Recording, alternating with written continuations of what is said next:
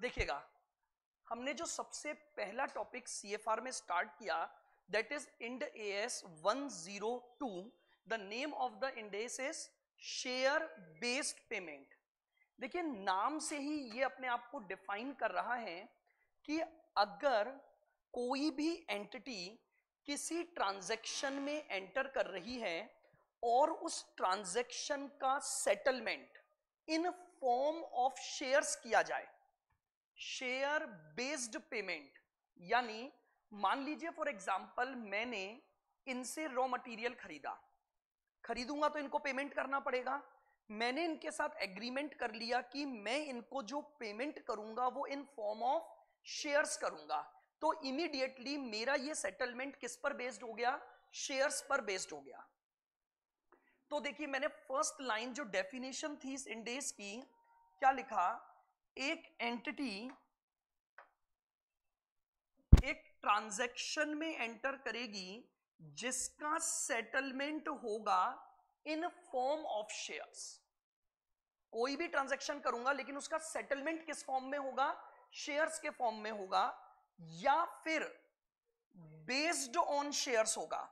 दो बातें लिखी इन्होंने। पॉइंट नंबर 1, जो ट्रांजैक्शन का सेटलमेंट होगा वो किस में होगा? इन फॉर्म ऑफ शेयर्स होगा, और या फिर वो बेस्ड ऑन शेयर्स। चलिए अब इन दोनों टर्म्स को पहले समझते हैं अपन। एग्जाम्पल 1, मैंने इनसे क्या किया? एक असेट परचेस की, मशीनरी, और मैंने इनको ये बोला कि इस मशीन का जो पेमेंट मैं आपको करूंगा वो मेरी कंपनी के क्या होंगे? शेयर्स होंगे। तो मैंने सेटलमेंट किस फॉर्म में किया? शेयर्स के फॉर्म में। इमीडिएटली इसकी अकाउंटिंग इंडेस 102 के द्वारा होगी। मैंने इनसे कोई टेक्निकल सर्विसेज ली, ये कोई सॉफ्टवेयर डेवलपर थी, इन्होंने एक सॉफ्टवेयर डेवलप किया या उसका कुछ भी, और मैंने उसके बदले में इनको जो पेमेंट किया वो इन फॉर्म ऑफ शेयर्स किया। तो अगेन, क्या हमारा जो ट्रांजैक्शन सेटल हुआ क्या वो इन फॉर्म ऑफ शेयर्स हुआ? तो इमीडिएटली क्या लग जाएगा?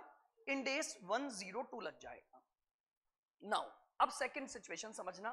बेस्ड ऑन शेयर्स, मैंने इनसे रॉ मटेरियल परचेज किया, इनको कैश दूंगा। मैंने इनको बोला कि मैं आपको क्या करूंगा? कैश दूंगा, लेकिन वो कैश मेरी कंपनी के 3000 शेयर्स की मार्केट प्राइस के बराबर होगा। बहुत ध्यान से सुनना, मैंने इनसे क्या लिया? रॉ मटेरियल लिया। अब पेमेंट कैसे कर रहा हूं वो पेमेंट समझो। सेटलमेंट कैसे हो रहा है? मैंने इनको सेटलमेंट के लिए कहा कि मैं कैश दूंगा आपको, लेकिन वो कैश कितना दूंगा? मेरे शेयर्स हैं, उनकी जो मार्केट प्राइस है, यानी मेरे कंपनी के 3000 शेयर उठाओ, उन 3000 शेयर को मल्टीप्लाई कर दो किससे? तो एक अमाउंट आ जाएगा, वो अमाउंट मैं आपको आपके रॉ मटेरियल के बदले में कैश दे दूंगा। तो मैंने पेमेंट किस में किया? कैश। लेकिन वो कैश निकाला कैसे? तो उसे कहते हैं बेस्ड ऑन शेयर्स। उसे क्या बोलते हैं? Based on shares. मैंने इस बार शेयर्स नहीं दिए, लेकिन जो कंसीडरेशन मैंने इनको दिया, उस कंसीडरेशन की जो वैल्यू कैलकुलेट हुई वो वैल्यू किस पर निकाली गई? शेयर्स के द्वारा निकाली गई। तो वो ट्रांजैक्शन भी इंडेस 102 में कवर होगा। दो बातें केवल वापस से समझना। कोई भी ट्रांजैक्शन जिसका settlement in form of shares होगा, यानी डायरेक्टली मैं इनको क्या दे रहा हूं? शेयर्स दे रहा हूं, तो पक्का पक्का वो इंडेस 102 में कवर हो गया। अब मैंने इनको शेयर नहीं दिए इस बार, मैंने सेटलमेंट में क्या नहीं दिए? शेयर नहीं दिए। इसका मतलब कैश दूंगा, लेकिन वो कैश निकालूंगा कैसे? वो कैश 100% शेयर की प्राइसेस पर बेस्ड होगा। यानी ऐसे समझो, फॉर एग्जाम्पल मैं आपको इस तरह से बताऊं कि जैसे मान लीजिए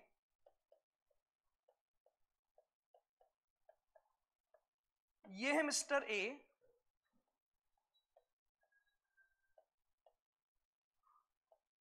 और ये है कंपनी एक्स लिमिटेड। ये जो मिस्टर ए है ये है सप्लायर ऑफ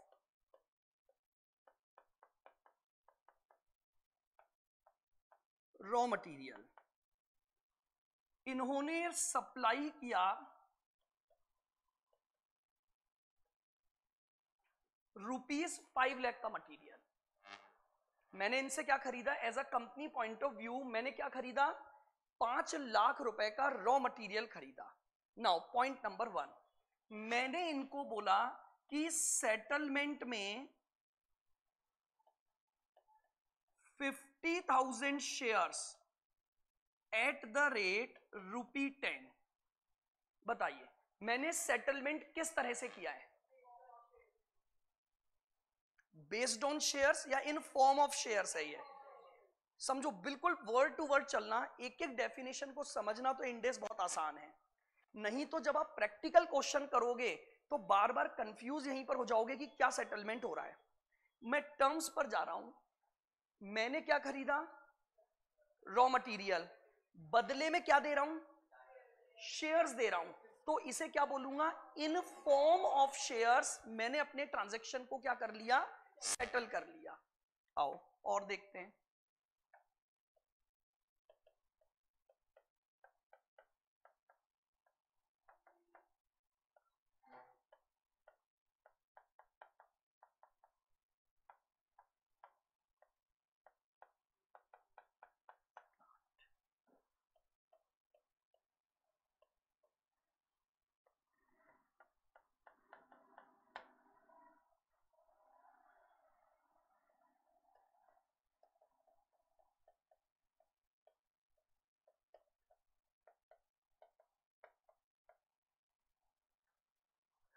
एक्स लिमिटेड ने एक प्लांट परचेस किया, एक असेट परचेस की। किससे? मिस्टर एक्स से।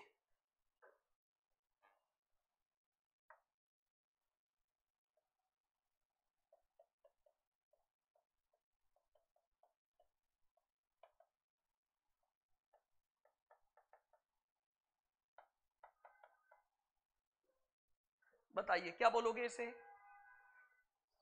इन फॉर्म ऑफ शेयर्स। मैंने क्या इशू किए? डायरेक्टली शेयर्स ही इशू किए ना, तो it will be known as in form of shares. बताइए ऑनलाइन क्लियर दोनों एग्जांपल? बिल्कुल यस सर। ये दोनों एग्जांपल किसके हो गए? In form of shares. अब आगे बढ़ते हैं अगले एग्जांपल पर।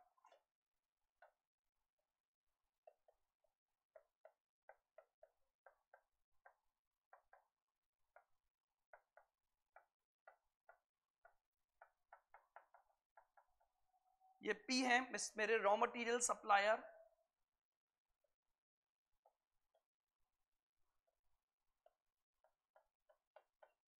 X limited.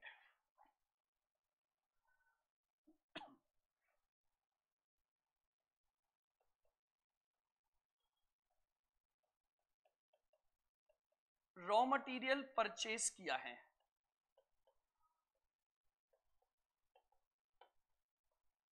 ₹2,50,000 का। मैंने क्या खरीदा इनसे? रॉ मटेरियल परचेस किया कितने रुपए का? 2,50,000 का। एग्रीमेंट क्या हुआ है वो देखना।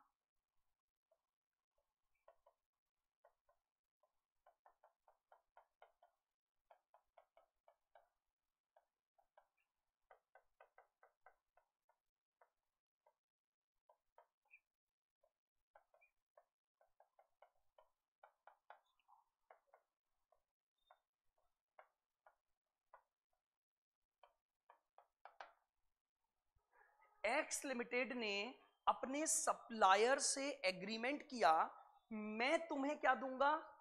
कैश दूंगा। कितना लिखा हुआ है क्या यहां पर? नहीं।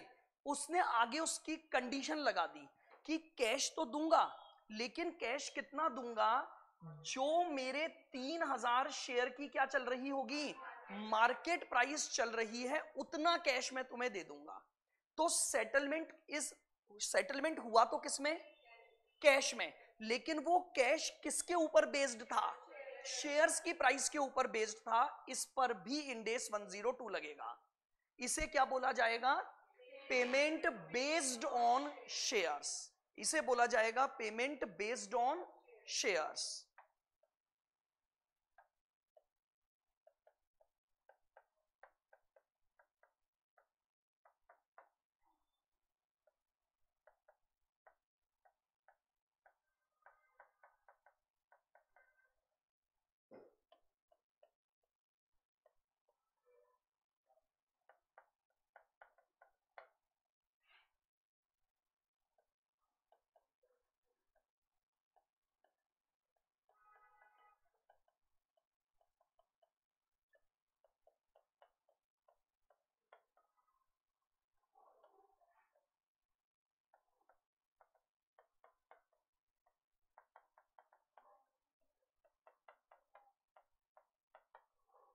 Now the transaction is this,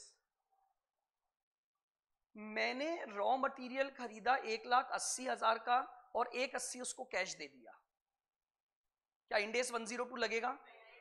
नहीं लगेगा। Non applicability of end S 102। क्यों? क्योंकि ये पेमेंट न तो शेयर्स में है और न बेस्ड ऑन शेयर्स है।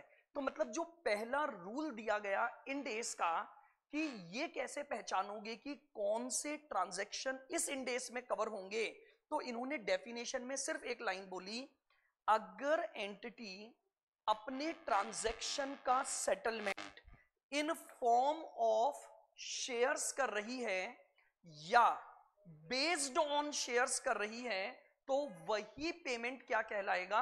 शेयर बेस्ड पेमेंट कहलाएगा। कल पहला पॉइंट तो मैंने ये डिस्कस किया था, क्लियर बिल्कुल। आइए, अब ये तो इन्होंने लिख दिया कि भाई शेयर का पेमेंट और शेयर बेस्ड पेमेंट इसमें कवर होगा, लेकिन क्या हर पेमेंट कवर होगा? तो इन्होंने बोला नहीं, कुछ कंडीशंस लगाई कि अगर इनमें से कोई घटना घटित हो गई तो फिर इंड एस 102 नहीं लगेगा। यानी मैं कह सकता हूं उसका स्कोप बताया कि कहां कहां लगेगा, कहां कहां नहीं लगेगा। तो देखना, उसमें मैंने पहला ट्रांजैक्शन डिस्कस किया था, there must be an agreement between entity and party for the share based payment. It must be necessary कि there must be an agreement, agreement होना चाहिए मेरे और इनके बीच में। अगर एग्रीमेंट नहीं है तो फिर ये ट्रांजैक्शन कवर नहीं हुआ। और एग्रीमेंट के साथ इन्होंने क्या बोला कि मतलब एग्रीमेंट के लिए क्या जरूरी है, जितनी भी टर्म्स एंड कंडीशंस हैं वो एग्रीड हो जानी चाहिए और कम्युनिकेट हो जानी चाहिए। मान लो मैंने इनको बोल दिया मैं तुम्हें शेयर्स दूंगा, और रात को मन में सोचा 5,000 दे दूंगा, क्या इंडेस लगा दूं? कम्युनिकेट नहीं हुआ। शेयर्स दूंगा, एग्रीमेंट हो गया, एग्री कर लिया हम दोनों ने आपस में बैठकर कि मैं दूंगा क्या? शेयर्स। लेकिन मैं रात को घर पे सोच रहा हूं कितने दूंगा, क्या प्राइस होगी। जब तक सारी टर्म्स एंड कंडीशंस पार्टीज के बीच में एग्रीड एंड कम्युनिकेटेड नहीं हो जाएंगी, तब तक हमारा इंडेस 102 नहीं लग सकता। तो 102 लगाने की एक प्री रिक्विजिट है agreement between the parties and all terms and conditions of the agreement must be agreed and communicated. Agree भी होना है और सारी बातें कम्युनिकेट भी होनी है। मैं इमीडिएटली इंडेस 102 की एप्लीकेबिलिटी लगा दूंगा। अब देखो नीचे एक एग्जांपल से मैंने समझाया, एक बोर्ड मीटिंग चल रही है जहां पर ये बोर्ड ऑफ डायरेक्टर्स डिसाइड कर रहे हैं, discuss about the stock option plan. हम अपने एम्प्लॉइज को ईसोप देंगे, ऐसा डिस्कशन कहां चल रहा है? लेकिन क्या बोर्ड मीटिंग में डिस्कशन हुआ तो कम्युनिकेट तो नहीं हुआ ना। तो देखो क्या लिखा, some decision has to be taken but communication with employee नहीं हुआ। आपने बोर्ड मीटिंग में डिसाइड कर लिया हम इतने शेयर दे देंगे, हम इतनी बातें कर लेंगे, सब कर लिया हमने, लेकिन ये सारा डिसीजन किसके बीच में हुआ? लेकिन जिसको देना है उसको तो अभी तक आपने कम्युनिकेट ही नहीं किया। आप इस पर इंडेस 102 ऐसे ट्रांजैक्शन पर नहीं लगा सकते। जब आप इस बात को किसको कम्युनिकेट कर दोगे? एम्प्लॉइज को। जब ये कम्युनिकेट कर दोगे और वो एग्री कर लेंगे, उसके बाद इंडेस 102 की एप्लीकेबिलिटी आ जाएगी। तो बोलो क्लियर है point number 1? There must be an agreement for applicability of Ind AS 102। और एग्रीमेंट का मतलब होता है पार्टीज के द्वारा सभी टर्म्स एंड कंडीशंस को क्या कर लिया गया है? एग्री कर लिया गया है और कम्युनिकेट कर लिया गया है। मैं इमीडिएटली इंडेस 102 को अप्लाई करना चालू कर दूंगा, अकाउंटिंग स्टार्ट कर सकता हूं मैं। आओ, now the most important point, agreement for share based payment must be with third party. Agreement share based payment का थर्ड पार्टी के साथ ही होगा. दैट मीन्स, आगे समझाया, third party means a person who is not acting as a shareholder. मेरा shareholder नहीं होना चाहिए वो. अगर मैं अपने शेयर होल्डर के साथ ही शेयर बेस्ड पेमेंट की बातें कर रहा हूं, इंड एस 102 अप्लाई नहीं होगा. आओ अब इसको समझते हैं. इस पॉइंट का मेरा मतलब क्या है समझना.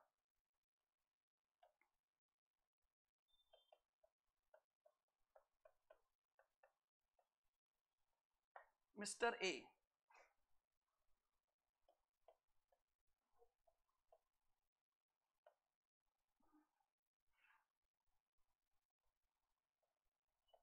रॉ मटेरियल दिया ₹80,000 का, शेयर्स इशू कर दिए. बताइए, बस चेक करो क्या mister A existing share holder है या नहीं है.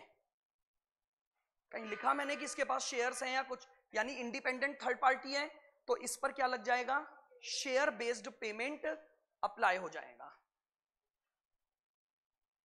अब देखना, इसी सिचुएशन को मैं चेंज कर देता हूं.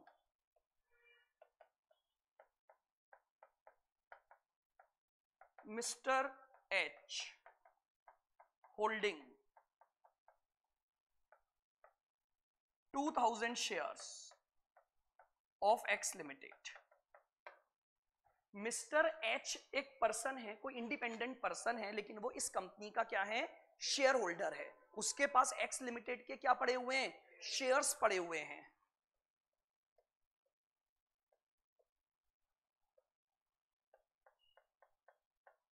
ये मिस्टर एच कंपनी को एक प्लांट सप्लाई कर रहे हैं 4 लाख रुपए का. कंपनी इनको क्या इशू करेगी, शेयर्स. बताइए क्या इंड एस 102 लगेगा. कंडीशन सेटिस्फाइड नहीं हुई. It must B third party, यानी वो पर्सन एग्जिस्टिंग शेयर होल्डर नहीं होना चाहिए. 102 की अकाउंटिंग नहीं लगाऊंगा, नॉर्मल अकाउंटिंग चलेगी. 102 की अकाउंटिंग नहीं लगा सकता. इसके ऊपर 102 एप्लीकेबल नहीं होगा. भले ही प्लांट देना उसका एक अलग बिजनेस था, लेकिन इंडेस ने बोला अगर कोई भी ट्रांजैक्शन आप किसी ऐसे पर्सन के साथ कर रहे हो जो आपके शेयर होल्डर के रूप में एक्ट कर रहा है, तो उसके ऊपर इंडेस 102 की अकाउंटिंग अप्लाई नहीं करोगे.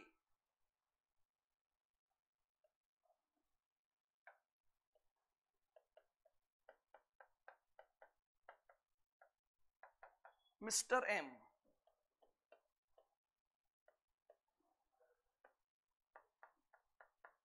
एक्स लिमिटेड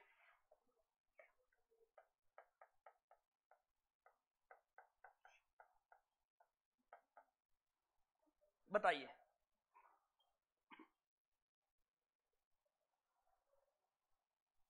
शेयर्स इशू किए हैं, शेयर्स इशू किए हैं, तो क्या इंडेस 102 लगाऊं या नहीं लगाऊं.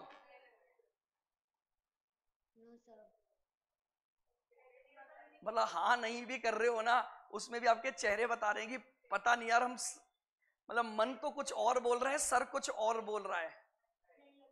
नहीं लगेगा. पूरा पक्का कॉन्फिडेंस या थोड़ा सा डाउट. 100% नहीं, डाउट है. डाउट है, नहीं लगेगा. ऑनलाइन जो मेरे साथ है लगेगा, वो कौन है पहले तो ये बताओ. मेरे साथ कौन है कि लगेगा. एक भी नहीं है मेरे साथ, मैं अकेला ही हूं. अच्छा डाउटफुल वाले तो हैं. अब चलो मुझे एक बात बताओ, बोनस शेयर्स क्या होते हैं पहले अब ये बताओ. बोनस शेयर उन्हीं को कहा जाता है जो एग्जिस्टिंग शेयर को फ्री ऑफ कॉस्ट दे रहे हो. तो अगर एम को बोनस दे रहा हूं तो इसका मतलब वो मेरा एग्जिस्टिंग शेयर होल्डर है. बोनस तभी मिल सकता है. तो इंडेस 102 नहीं लगेगा. आई बात समझ में. अब देखो मतलब पॉइंट टू पॉइंट चलना है. इंडेस इतना डेप्थ चल रहा है, एक एक चीज को उसने एक्सप्लेन किया, हर एक एक पॉइंट को उन्होंने लिखा. उसने अपनी डेफिनेशन को क्लेरिफाई किया कि भाई अगर कोई भी सेटलमेंट शेयर्स में हो रहा है ना, तो एकदम से मत सोच लो कि वो 102 है, क्योंकि उसके साथ कुछ सब्जेक्ट टू लगा हुआ है। तो यहां पर समस्या ये है कि ये जो एम है ना, जिसको बोनस शेयर दे रहे हो, तो बोनस शेयर किसको दे रहे हो? बोनस शेयर केवल और केवल एग्जिस्टिंग शेयर होल्डर को ही दिए जाते हैं फ्री ऑफ कॉस्ट। भाई ये तो सबको ही पता है बोनस शेयर क्या होते हैं। तो इसका मतलब ये हो गया ना कि अगर एक कंपनी एम को बोनस शेयर दे रही है, तो इसका मतलब ये मेरा एग्जिस्टिंग शेयर होल्डर है, और अगर एग्जिस्टिंग शेयर होल्डर को शेयर्स दूंगा तो इंडेस 102 अप्लाई नहीं होगा। अब बोलो क्लियर बिल्कुल ऑनलाइन? देखो बता दिया करना। देखो समस्या क्या है, ऑफलाइन के तो मैं चेहरे पढ़ लूंगा, ऑनलाइन में पता नहीं लगेगा। तो आपसे रिक्वेस्ट है ऑनलाइन वालों से, इमीडिएटली रोक देना जहां भी कंफ्यूजन हो। क्या अब वीडियो तो क्या ऑन करते ही नहीं है ना बच्चे, इसीलिए तो हम बार बार रिक्वेस्ट कर रहे हैं कि ऑफलाइन आओ, पता तो लगे हमें कि भाई कितना हमें समझ आ रहा है। चलिए अगला example.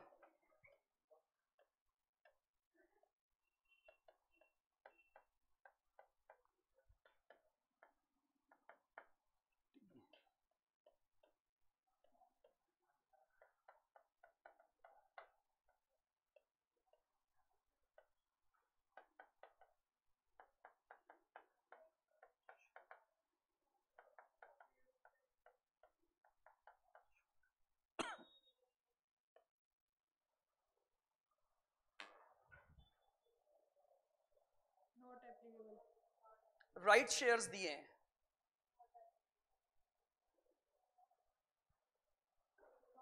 Not applicable, not applicable, not applicable, not applicable. हाँ आप बताओ, आपका नाम भी बता दो। सिद्धि बताओ अब। होगा आपका नाम? सलोनी। नाम तो मैं आपके भी भूल गया। प्रियल है आपका तो, है ना? आपका तो गायब हो गया नाम मेरे दिमाग से। रुक जाओ एक बार याद करने दो। हाँ आप बताओ, भी याद आएगा। देखो आ गया तो नहीं होगा, आपने तो बोल ही दिया था कि नहीं होगा। और कोई ऑनलाइन होगा कि नहीं होगा? नहीं होगा सर। नहीं होगा सर। सब नहीं होगा 100%। नहीं, यहां पर आपका आंसर होगा डिपेंड ऑन द सिचुएशन। क्योंकि राइट अगर रिनाउंस हो गया किसी ऐसे पर्सन को जो शेयर होल्डर नहीं है, तो उसको तो दे सकते हो।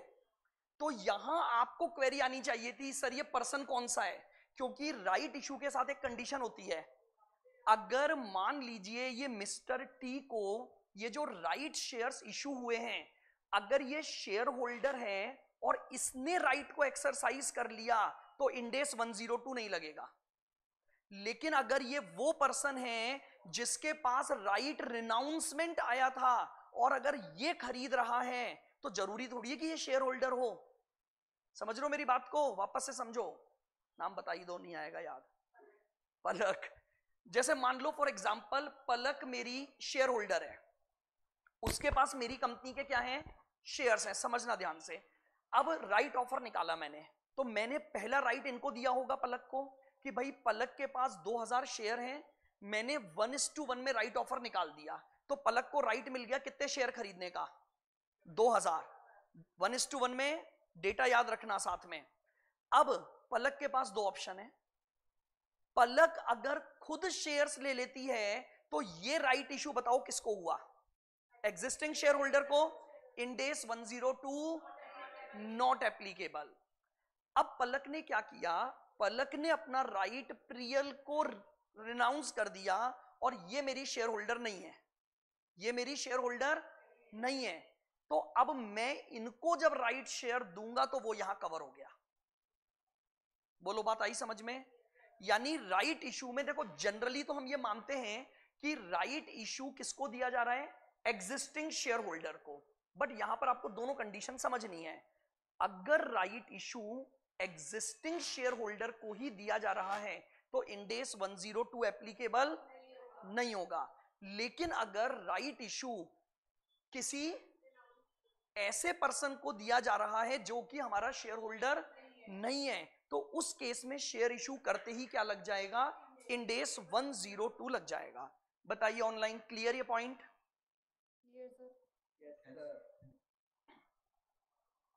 आ जाइए, पॉइंट पढ़ना अगला। Whenever an entity issue right shares to its existing shareholder, this will not covered under Ind AS 102। अगर राइट इशू किसको दे रहा हूं, एग्जिस्टिंग शेयर होल्डर को दे रहा हूं, तो मेरे ऊपर इंड AS 102 अप्लाई नहीं होगा। आ जाओ, whenever shares are issued as donation or charity, then these transactions are also covered under Ind AS 102। मैंने डोनेशन में शेयर्स दे दिए, चैरिटी के रूप में किसी को क्या दे दिए, शेयर्स। इंड AS 102 ने कहीं भी ये नहीं लिखा कि आपको बदले में कंसीडरेशन मिलना चाहिए, कहीं भी इंड AS ने नहीं लिखा, समझना। इंड AS ने सिर्फ एक लाइन बोली, एंटिटी जो पेमेंट कर रही है वो इन फॉर्म ऑफ शेयर्स होना चाहिए और बेस्ड ऑन शेयर्स, बट वो किस रेस्पेक्ट में कर रही है, इंड AS ने इसकी बातें नहीं की। यानी अगर मैंने शेयर्स मान लो किसी अनाथ आश्रम को क्या दे दिए, इन फॉर्म ऑफ चैरिटी दे दिया कि भैया आप मेरे शेयर होल्डर बन जाओ, आपके पास डिविडेंड आता रहेगा तो पैसे आते रहेंगे, लेकिन मेरा ऑब्जेक्ट था डोनेशन देना या चैरिटी देना, इंड AS 102 विल अप्लाई होगा अकाउंटिंग पर। इस बात से कोई फर्क नहीं पड़ता कि मुझे बदले में कुछ मिला या नहीं मिला, इसके ऊपर ये इंड AS नहीं है। ये इंड AS केवल इस बात के ऊपर है, आपने जो पेमेंट किया वो किस फॉर्मेट में होना चाहिए, शेयर्स के फॉर्मेट में होना चाहिए। तो अगर आपने शेयर्स डोनेशन या चैरिटी पर भी इशू किए हैं, उसकी अकाउंटिंग भी इंड AS 102 के ही थ्रू होगी। क्लियर बिल्कुल? आ जाओ, 6 पॉइंट पढ़ना। Whenever entity receive services from a third party and settle the transaction in form of shares or based on shares, such transaction is also covered under Ind AS 102। ये तो simple सा point है, मैंने कोई services ली और उन services के बदले में मैंने क्या दे दिए, शेयर्स दे दिए, तो उसके ऊपर इंड AS 102 एप्लीकेबल होगा। In case of bonus issue to the existing shareholder, Ind AS 102 will not be applicable, क्योंकि बोनस शेयर किसको दिए जाते हैं, एग्जिस्टिंग शेयर्स को दिए जाते हैं। तो इस वजह से आपको यह ध्यान रखना है कि इसके ऊपर क्या एप्लीकेबल नहीं होगा, Ind AS 102 एप्लीकेबल नहीं है। आओ अब एक और specific point. Whenever an entity acquire another entity under business combination and consideration to the target company is in form of shares, will not be covered under Ind AS 102। It is specifically covered under 103। समझना मैंने जो line बोली वो क्या थी। देखो क्या हुआ, ये एक कंपनी है एक्स लिमिटेड और ये एक कंपनी है वाई लिमिटेड, ठीक है। वाई लिमिटेड ने एक्स लिमिटेड को टेक ओवर कर लिया, टेक ओवर। वाई लिमिटेड ने क्या किया, एक्स लिमिटेड को टेक ओवर कर लिया, खरीद लिया उसको। तो भाई अब आपने एक बिजनेस खरीदा तो आपको उसको क्या देना पड़ेगा, कंसीडरेशन देना पड़ेगा। तो वाई लिमिटेड ने इस खरीदने के बदले में इसे क्या कर दिया, issue of 10,000 shares at the rate ₹100 each. Now settlement किस फॉर्मेट में है, शेयर्स में ही है ना। ये उसकी कोई एग्जिस्टिंग शेयर होल्डर भी नहीं है थर्ड पार्टी, लेकिन इंड AS 102 ने बोला ये ट्रांजैक्शन स्पेसिफिकली इंड AS 103 में कवर होगा। इसकी अकाउंटिंग किसके थ्रू लगेगी। अब अगर इस पर कोई 103 एक सेपरेट इंड AS लग रहा है तो इसके ऊपर 102 अप्लाई। ये स्पेसिफिक एक्सक्लूजन है कि आपने अगर एक कंपनी को खरीदा और उस कंपनी को कंसीडरेशन में आपने क्या दे दिए, शेयर्स दे दिए, तो उसके ऊपर एक सेपरेट इंडेस बना हुआ है। इस ट्रांजैक्शन के ऊपर क्या बना हुआ है, सेपरेट इंडेस बना हुआ है, तो इंडेस 102 अप्लाई नहीं होगा, इसको एप्लीकेबल नहीं करोगे। इस अकाउंटिंग पर जितने भी प्रोविजंस लगेंगे वो सारे किसके लगेंगे, 103 के लगेंगे। जब आप 103 पढ़ोगे तो हम सीखेंगे कि इसकी अकाउंटिंग कैसे होती है। बट स्पेसिफिक पॉइंट डाला इंडेस 102 ने कि अगर आप किसी भी कंपनी को क्या करते हो, टेक ओवर कर रहे हो या परचेज कर रहे हो, जिसका पेमेंट किस फॉर्मेट में हो रहा है, शेयर्स के फॉर्म में हो रहा है, तो भी उसके ऊपर इंडेस 102 एप्लीकेबल नहीं होगा। द रीजन बीइंग ये ट्रांजैक्शन स्पेशली कहां कवर हैं, 103 में कवर हैं, तो इसलिए यहां पर ये अमाउंट कवर, ये ट्रांजैक्शन कवर नहीं होगा। क्लियर बिल्कुल। आओ अब अगला पॉइंट पढ़ो। 9th तो देखो और ही अच्छी बात बोल दी उसने। Whenever shares are issued against unidentified goods or services, then also Ind-AS 102 is applicable.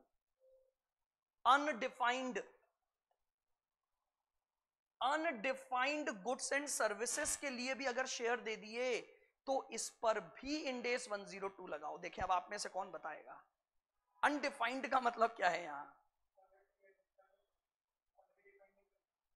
Quantity define तो होगी ना, कैसे कर सकते हो मुझे बताओ, अनडिफाइंड कैसे कर सकते हो किसी चीज को। भाई तो आप समझो क्या क्या पॉइंट जोड़े। हम उतना डीपली जाते ही नहीं है, पढ़ लेते हैं, बट ठीक है रटने वाले बच्चे तो रेडी। बोले क्या प्रोविजन रटना है, बोले undefined goods and services Ind-AS 102 is applicable. अरे लेकिन ये तो समझो ये है क्या, ये टर्म क्या जोड़ दी, अनडिफाइंड का मतलब क्या हो गया। नहीं तो डिफाइंड तो है ना, फ्यूचर गुड्स और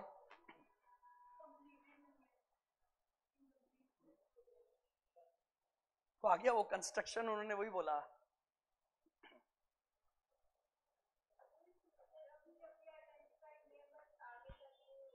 हो ही नहीं कभी तो भी रहेगा। अनआइडेंटिफाइड ये नहीं लिखा at the time of purchase, ये थोड़ी बोला मैंने। अनआइडेंटिफाइड है, कोई ऐसा चीज बताओ जो अनआइडेंटिफाइड रहती है हमारी, लेकिन फिर भी वो हमारे Ind-AS पर कवर होगी। नहीं करा यार आपने, इंटर लेवल पर ही किया है ये, और बताता हूं मैं आपको। चलो है कौन से सब्जेक्ट में किया है, चलो ये भी बता देता हूं। FM में किया है, FM का चैप्टर कैश फ्लो किया है, कैश फ्लो का मॉड्यूल का इलस्ट्रेशन नंबर 21 किया है, 20 या 21 नंबर का एग्जाम्पल है। ट्रांजैक्शन भी बता देता हूं फिर तो, अब तो बता ही दोगे। एक ट्रांजैक्शन था कैश फ्लो में, आपने एक बिजनेस की प्लांट एंड मशीनरी खरीदी, स्टॉक खरीदा, बदले में शेयर्स इशू किए, बीच में गैप रह जाता था। Yes that is undefined service and goods. आप एंट्री करते थे plant and machinery account debit, stock account debit और to equity share capital, but capital ज्यादा की इशू कर दी और प्लांट एंड मशीनरी और इन्वेंट्री कम की खरीदी, क्या लिखते थे बीच में, गुडविल अकाउंट डेबिट। उसे बोला गया है यहां अनडिफाइंड गुडविल और मतलब वैल्यू। यानी अगर कल को आपके पास ये ट्रांजैक्शन आ गया, पढ़ा है ना ऐसा क्वेश्चन था कैश फ्लो में, ये एंट्री की बात कर रहा है वो, प्लांट एंड मशीनरी बताओ डिफाइंड है क्या। लो मैंने एंट्री की plant and machinery account debit 1 lakh, फिर मैंने किया स्टॉक अकाउंट डेबिट मान लो 80,000, और फिर मैंने लिखा 2 इक्विटी शेयर कैपिटल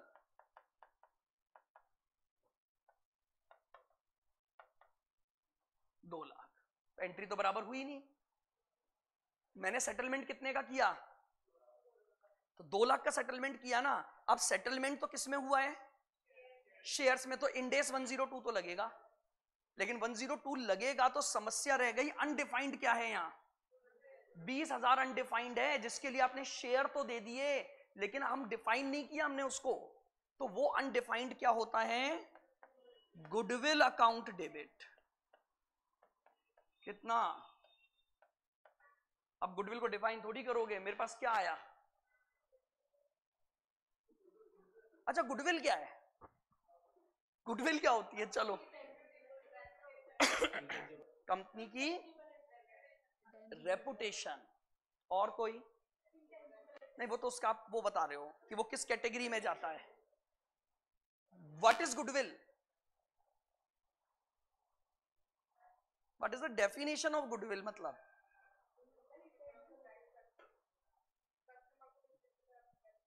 कस्टमर को बिजनेस की तरफ अट्रैक्ट करते हैं। पता है ये अगर आप बोलोगे ना, तो ये बेसिकली आप बोलोगे कि ये कैरेक्टरिस्टिक्स है गुडविल की, कि due to the goodwill customers are attract worth worth of organisation. नहीं, व्हाट इज गुडविल, आप इसको कैलकुलेट कर लेते हो, कभी सोचो तो सही, ये वर्थ रेपुटेशन कैसे कर रहे हो आप, मेरी गुडविल कैसे निकालोगे आप, आपको मेरी गुडविल निकाल, अच्छा समझो अपन निकालते ना गुडविल, आज मान लो मेरी रेपुटेशन है, आप गुडविल निकालो, अब निकालो जरा, निकाल के बताओ मेरी गुडविल कैसे डिफाइन कर दोगे आप मेरी गुडविल को। अरे तो उसको भी तो कैलकुलेट करते हो ऑनलाइन, कोई आप में से बताएगा व्हाट इज गुडविल, आप वो सारे बेस निकाल ले आऊंगा मैं, आप ये जो पढ़ के सब आते हो अकाउंट्स में लेकिन आता कुछ नहीं है, वो वाली सिचुएशन होती है, हमारे को बेसिक टर्म्स नहीं आती हमें।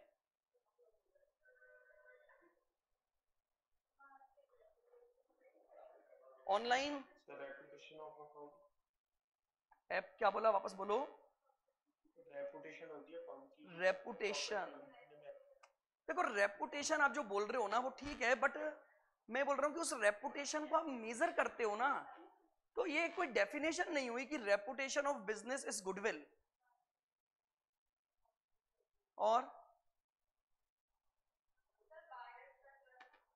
बायर का, एक बात बताओ, आप लोग मुझे जानते ही नहीं हो अभी, समझो ट्रस्ट कैसे लाओगे, मैं तो आपको पहली बार पढ़ा रहा हूं, इंटर में हम कभी मिले नहीं, फाउंडेशन में हम कभी मिले नहीं, इसका तो मेरी गुडविल जीरो,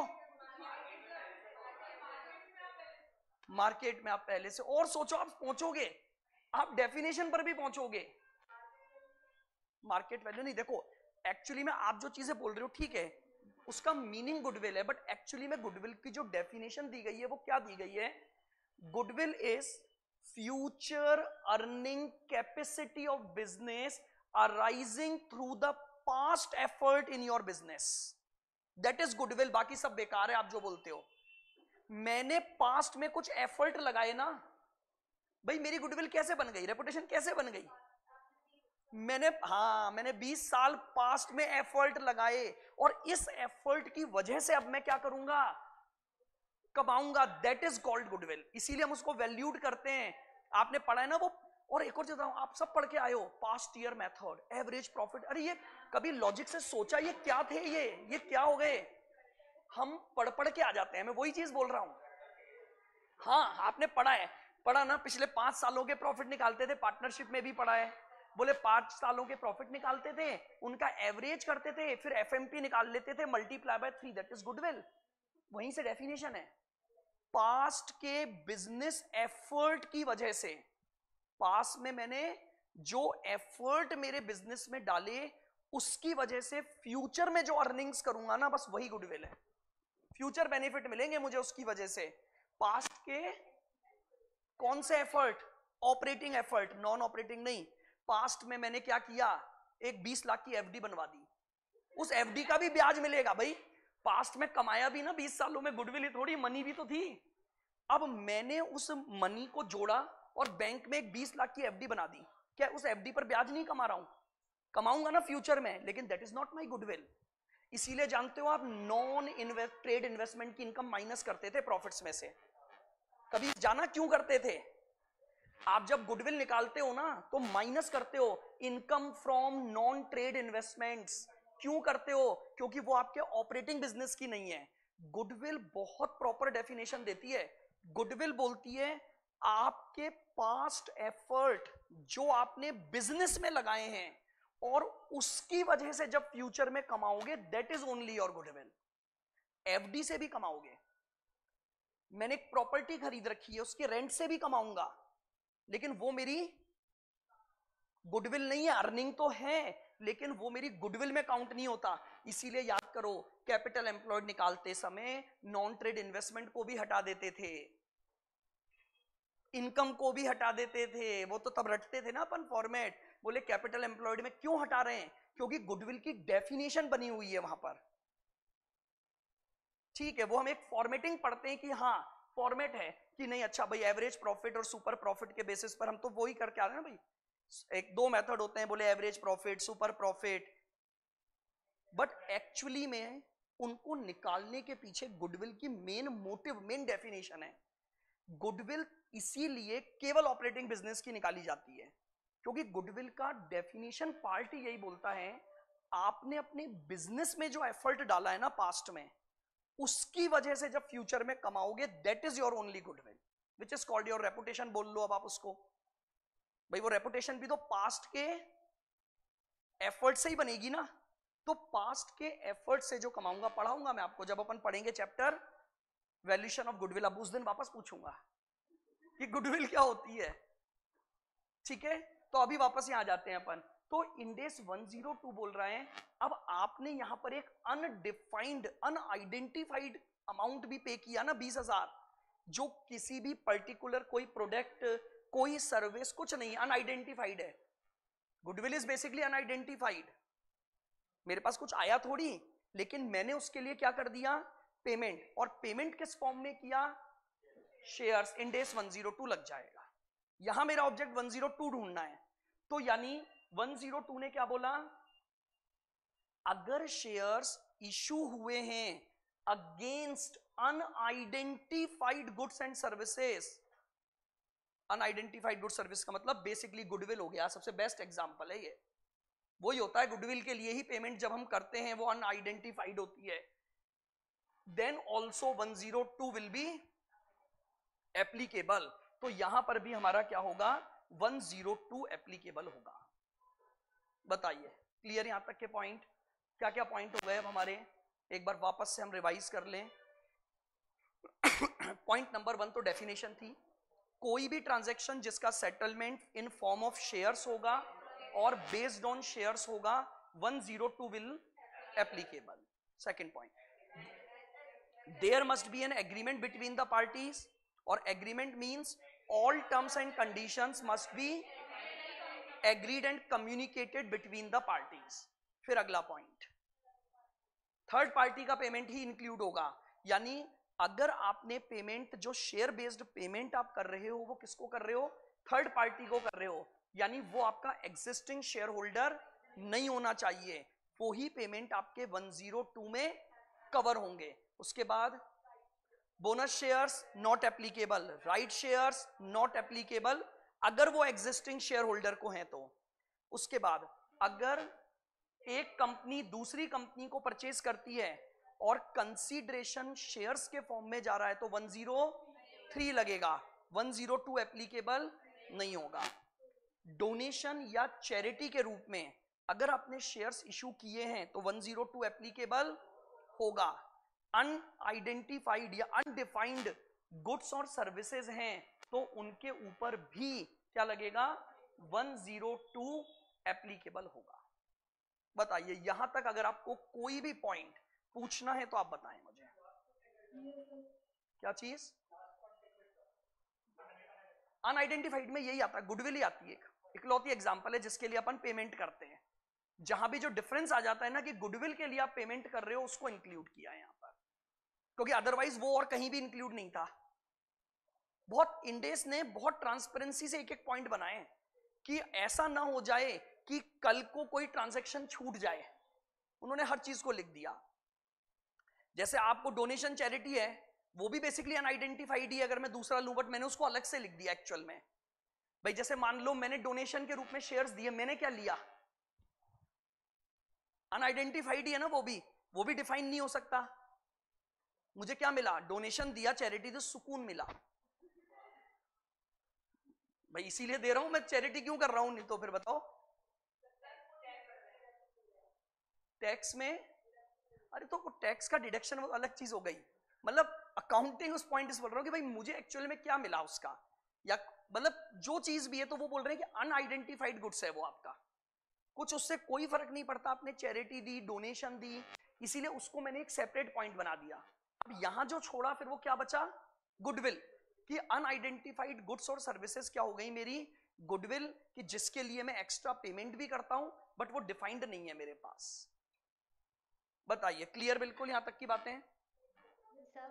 एक कॉपी पक्का से बना लेना, हाँ, क्योंकि वो बहुत जरूरी है भाई। कुछ चीज अभी तो क्या अपनी एक ही चल रही होगी, बना ली ना? हाँ बस वो ठीक है, क्योंकि रीजन बीइंग कल की क्लास ऑनवर्ड्स हम प्रैक्टिकल पर आ जाएंगे। बस ये पार्ट खत्म हुआ, देन सीधे अकाउंटिंग एंट्री आ जाएंगी कि अब हमने ट्रांजैक्शन किए तो उसकी एंट्रियां कैसे डालनी है। देन हम सारे सेपरेट एक एक चीज पढ़ेंगे। हमने रॉ मटेरियल खरीदा, शेयर इशू किए तो एंट्री क्या बनेगी। हमने प्लांट एंड मशीनरी ली, उसके बदले में शेयर्स दिए तो एंट्री क्या बनेगी। तो हम वो सारी एंट्रियां फिर बाद में धीरे धीरे, आपके पास नोट्स भी होंगे, तो जितनी चीजें नोट्स में लिखी हुई हैं वहीं पर आप थोड़ा बहुत अगर कुछ और लिखना होगा, इसलिए मैंने ये चीज लिखवाई नहीं है आपको। आप कहोगे तो मैं लिखवा भी दूंगा, बट वो केवल एक्स्ट्रा टाइम ही जाएगा भाई, क्योंकि मैंने एक एक पॉइंट टू पॉइंट यहां पर पॉइंट्स लिखे हुए हैं। तो जब आपके पास प्रिंटेड नोट्स होंगे तो आप वहीं पर उन चीजों को अंडरलाइन, 2 खर्चे मेरे कहने पर करना, एक सेपरेट कलर का पेन और एक हाइलाइटर, 25 रुपए वहां और 5 रुपए का एक और पेन, 30 रुपए का इन्वेस्टमेंट CFR के लिए। रीजन बीइंग क्या होता है ना, आप जब अपने नोट्स बनाते हो ना, अगर वो सब सिंगल कलर में होंगे ना, तो पक्का से रिवीजन के टाइम पर कोई पॉइंट छूट जाएगा और वही एग्जाम में मिलेगा। एग्जाम में एक सबसे बड़ी समस्या ये होती है, हम जो जो छोड़ के जाते हैं वो पेपर में पक्का आता है, तो पहले हम पढ़ेंगे वही जो आप छोड़ के जाते हो। ये एक बहुत बड़ी दुविधा है। हम जो छोड़ के जाएंगे, हम अगर चैप्टर में 2 क्वेश्चन भी छोड़ गए ना, उनमें से एक तो मिलेगा। इंस्टीट्यूट हमसे 4 कदम आगे होता है, इसीलिए ठीक है ना। तो अगर आप कॉन्सेप्ट पकड़ लोगे ना चैप्टर का, फिर ये सब देखो, वैरायटी ऑफ क्वेश्चन का कोई अंत नहीं होता। और फाइनल लेवल पर तो बिल्कुल ही नहीं है, फाइनल लेवल पर तो बिल्कुल ही नहीं है। और हालांकि जिन्होंने इस बार ही जस्ट इंटर अगर दिया है, तो उनको तो वैसे ही वो कॉस्ट FM के पेपर ने दिखाई दिया होगा रूप, कि भैया क्या हो सकता है रूप सब्जेक्ट का। हाँ, तो इसलिए आप शुरुआत से बिल्कुल फोकस्ड रहो, कॉन्सेप्चुअली चलो।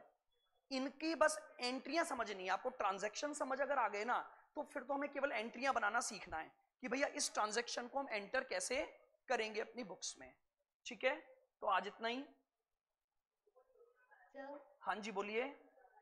सर एक बार 6 पॉइंट बताना। कौन सा? 6 वाला। 5th point? 5th नहीं, 6th point, yes sir. whenever entity receives services। देखो क्या हुआ, मेरे यहां पर क्या है, कुछ प्लांट एंड मशीनरीज रखी हुई हैं, और मैंने प्रियल को अपॉइंट कर दिया कि इनकी रिपेयर एंड मेंटेनेंस की जिम्मेदारी प्रियल की है। वो टाइम टू टाइम आएगी और मेरी इन मशीनों को क्या करेगी, रिपेयर एंड मेंटेनेंस की सर्विस देगी। और बदले में मैं इसको क्या दे दूंगा, इक्विटी शेयर्स दे दूंगा। मैंने इससे क्या ली, रिपेयर एंड मेंटेनेंस की सर्विसेज ली, और बदले में मैंने प्रियल को क्या दे दिए, इक्विटी शेयर्स। तो वो ट्रांजैक्शन भी हमारा कहां पर कवर हो गया, 102 में कवर हो जाएगा। बोलो क्लियर है पायल? Yes sir. ठीक है, और भी आएंगे एग्जांपल्स धीरे धीरे हम। क्या बोल रहे हो राहुल? सर में थ्योरेटिकल पार्ट ज्यादा है कैसे? पूरा प्रैक्टिकल है, CFR पूरा प्रैक्टिकल है। लेकिन प्रैक्टिकल पर जाने से पहले मैं आपको बताता हूं यहां क्या होगा। क्वेश्चन देखो, 2 मिनट और लूंगा आपके। प्रैक्टिकल के साथ ये क्यों पढ़ा रहा हूं, उसका रीजन ये है, आने दो वो रीजन आए पहले। हाँ, वो रीजन भी तो आना चाहिए ना। अरे ये है वो reason. Case study, identify, question आएगा वेदर इंडेस इज एप्लीकेबल और नॉट, दे दिए 10-11 ट्रांजैक्शन। अब अगर आपको ये रूल ही नहीं पता, मामला सब खत्म। अब नो डाउट आंसर तो यस और नो ही होगा, लेकिन पूरा परफेक्शन से आंसर इस केस स्टडीज का तभी दे पाओगे जब आपको उसके पूरी थ्योरी और प्रैक्टिकल सबकी नॉलेज होगी। ठीक है, तो इसलिए ये सारी चीजें हमें पढ़नी है, क्योंकि फाइनल लेवल पर ऐसे क्वेश्चंस भी आएंगे आपके पास, एप्लीकेबिलिटी नॉन एप्लीकेबिलिटी के पॉइंट, छोटे छोटे क्वेश्चन बना देगा। ये तो जैसे और हैं, और दिए इस तरह के, ये ट्रांजैक्शन ऐसे सेटल हो रहा है, बताओ दोनों होते हैं क्या? क्या चीज। केस स्टडी में थ्योरेटिकल और प्रैक्टिकल पार्ट दोनों? बिल्कुल दोनों आएंगे। केस स्टडी जो सीएफआर में आएगी ना, क्योंकि मैंने आपको क्या बताया था कल, सीएफआर सब्जेक्ट अकाउंटिंग नहीं रिपोर्टिंग का सब्जेक्ट है, और रिपोर्टिंग का मतलब हो गया केस स्टडी बेस्ड क्वेश्चन भी आ सकते हैं। सीए फाइनल में तो बिल्कुल आते हैं ये केस स्टडी बेस्ड क्वेश्चंस। अब आपके नया सिलेबस लगा है, हमें नहीं पता कि पेपर में क्या आएगा, हम रिस्क नहीं लेंगे किसी भी चीज की, हम हर एक वो चीज कवर करेंगे जो उस टॉपिक से रिलेटेड बन सकती है। ठीक है, चलिएगा कल आगे इसको कंटिन्यू करेंगे अपन।